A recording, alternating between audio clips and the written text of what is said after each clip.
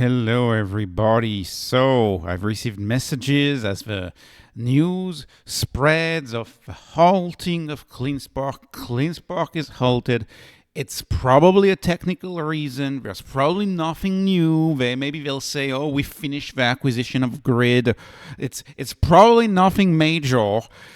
What I think is important is to focus on the stocks and the math. So I took 20 minutes out of my day today to just quickly run us again through the math, and it's good because it helps me with my conviction, and hopefully it can help you with your conviction too. I'm not worried whatsoever by this halting in trading. I understand a lot of people have options right now and they are getting stressed.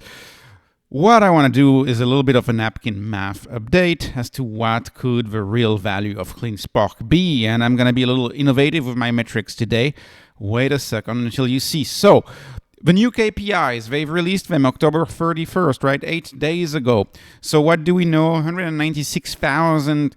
It's mostly Antminer S21 Pros miners that have been released. We know they produce 655 Bitcoins a month. They're hodling 8,700 Bitcoin, and we know that Bitcoin has been shooting through the roof. Compared to the September low, Bitcoin is 40% up. Now, it's worth noting that their workhorse, right, the main miner that they have, and they have multiple versions, but the price of their workhorse right now, if you buy it retail, is up about 11%. So price of Bitcoin went up 40%. Price of the miners went up about 11%. Why? What is the difference? Why? We don't understand. What do you mean the miners are only growing 11%? Because the correlation is mediated by the mining difficulty. And so the mining difficulty has gotten through the roof too. So those miners mine less, but because the increase in the mining difficulty has been not as fast as the increase in the value of Bitcoin, what you find is that the miners are still increasing with Bitcoin. Over the long run, the value of the miners gets close to zero. Not exactly zero, because you still have a transformer and you still have fans, and so these always retain value over the longer run. But they lose about 80% of their value very quickly. That's over the long run, not over a 3-month period. Over a 3-month period, you can have the miners go up in value. And so in this update, I'm valuing the miners in this update as more valuable than they were in September for CleanSpark by a little more than 11%. You'll see why. So that's the main way to value the miners. One main way to value the miners is to look at the retail price, $5,000 retail price. And so I'm assuming 196,000 of these mining rigs at $5,000 a piece. That would be 996 million USD. Now, of course, if they were to sell 100,000 miners, the cost of miners would likely entirely decline. These things trade at the edge. So it's all so theoretical, and they're not going to sell their miners, and most people are not going to sell their miners. And you could have a shortage in miners, and the miners could go through the roof, right? What if Bitcoin shot to like 150? The cost of miners would likely go through the roof, because there would be way fewer miners available for sale at the edge, because nobody sells a miner, nobody's a seller of the miners. What's another way to evaluate the value of mining operations is just look at the cost per terahash. So using the website Bitcoin hash rate index, if you look it up, go on hash rate index, Bitcoin hash, you input their efficiencies between 19 and 25 joules.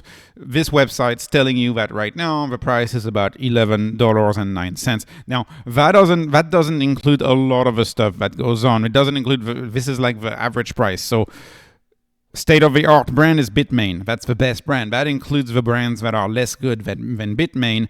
And it also doesn't include a lot of networking, the transformers, all of that that goes into an operation. But let's assume the worst-case scenario is worth $11 per terahash. If you do that, you see they have 31.3 exahash. And it's in millions, of course. You multiply that by $11.90. You get at $372 million USD. So retail price, when I calculate the value of their stuff, retail price, I get a very high, almost $1 billion, highly optimistic. When I use what I think is a fairly negative website on this. I think the value is more. When I use that website, I get a low floor of 372 million, so that doesn't really help with such a range. Their mining rigs are worth between 996 million and 372 million. So what I'm doing here is I am picking the middle. I'm assuming their miners are worth 684 million for the sake of this back-of-the-napkin math. I'm assuming it's worth 684 million. It may be worth more. Now, moving on to the power access. So as I've analyzed these miners, I used to look at the cost of industrial real estate.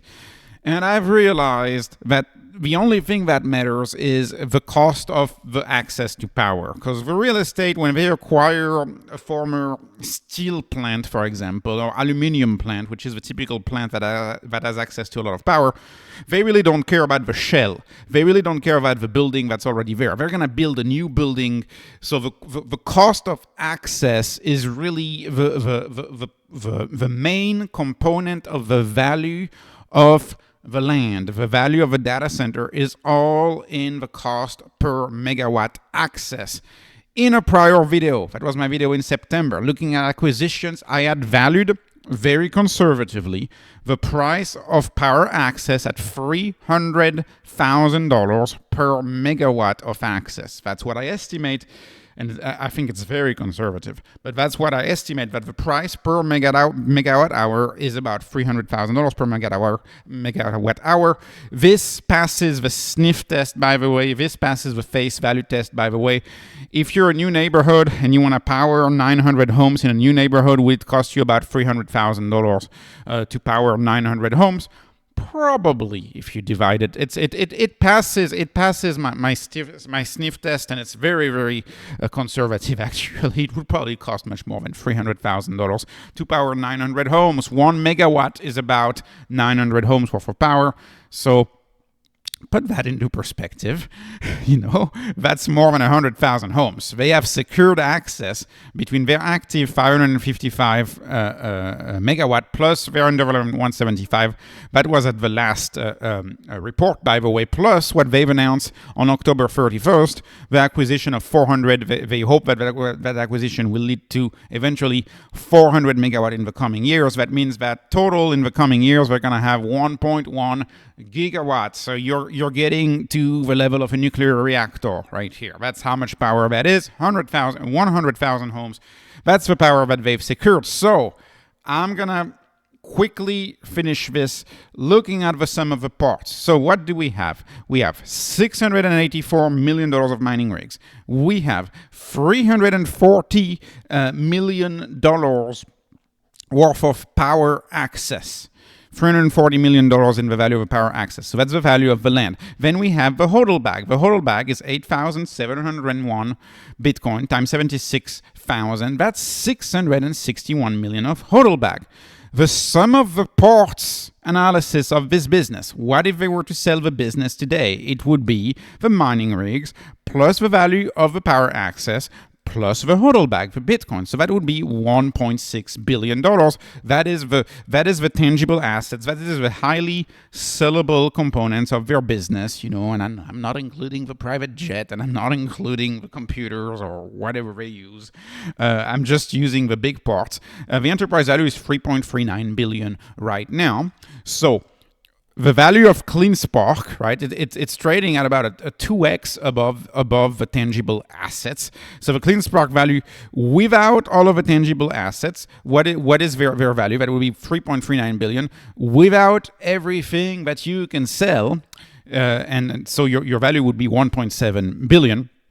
Now, of course, if they were to do that, there would be no intangible value left. But what this 1.7 billion here represents is what I would call the pseudo goodwill. I'm going to call it the pseudo goodwill if CleanSpark was ever acquired.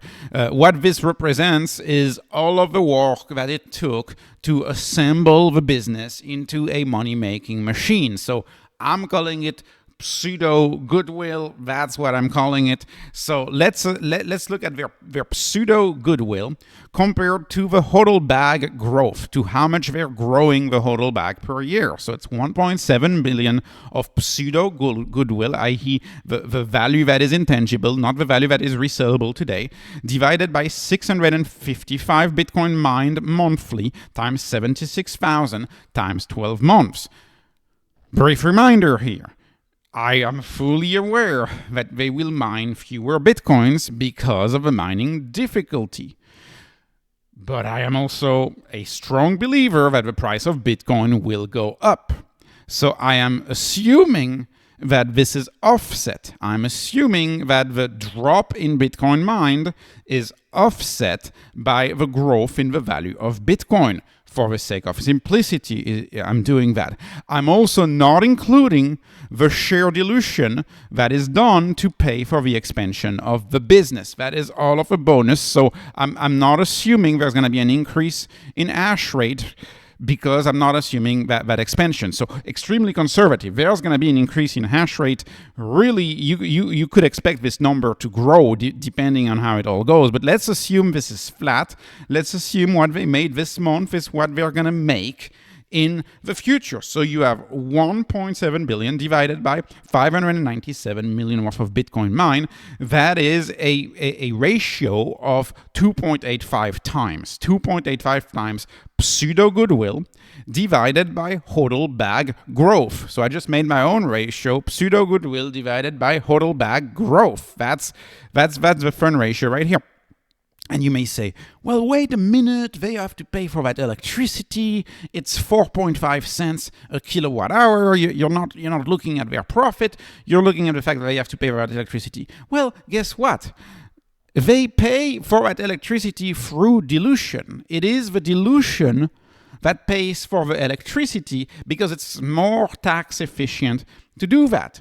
Right, so that payment for the electricity is done through the dilution. So this is very similar to MicroStrategy taking money in to buy Bitcoin. CleanSpark is taking money in, diluting to buy electricity to mine Bitcoin that then makes it into the hodl bag. So it's very similar, but while MicroStrategy is an easy to understand, very straightforward story, you take money through the cash flow statement of the balance sheet and you transfer the money from the cash flow statement of the balance sheet straight to the hodl bag without going through the tax case, without having to go through the tax stop. What they're doing is they do the dilution to pay for the electricity, to pay for the mining rigs, to pay for the expansion, and that goes into the hodl bag, and this doesn't have to go through the tax stop like you would at Monopoly. That tax stop will come when they sell the hodl bag. So again, new finance requires new metrics. This is a new form of finance. This is new concepts, and it requires new metrics. And as far as I'm concerned, I've heard the new president of the United States. I've heard him say that Bitcoin should not be taxed. So this could be a really good strategy depending on where this goes. Like, it makes a lot of sense for them to have a hodl bag. Which is why, as much as I love Iron, I prefer CleanSpark because they have a hodl bag, and I prefer any miner that has a hodl bag. So anyways, this was just the napkin math. This is the ratio that I look at, and I find it very cheap. So to me, the stock is too cheap. I'm not worried a single bit about what's going to happen this afternoon or today or whenever, and we'll see. And yeah, we have a long 3-day weekend, so I hope if you have options, I hope that we'll have some news today, because there's a 3-day weekend coming up. So anyways, this was not financial advice, not investment advice, just entertainment. Please like, please subscribe. Thank you for watching, and I'll see you in the next video.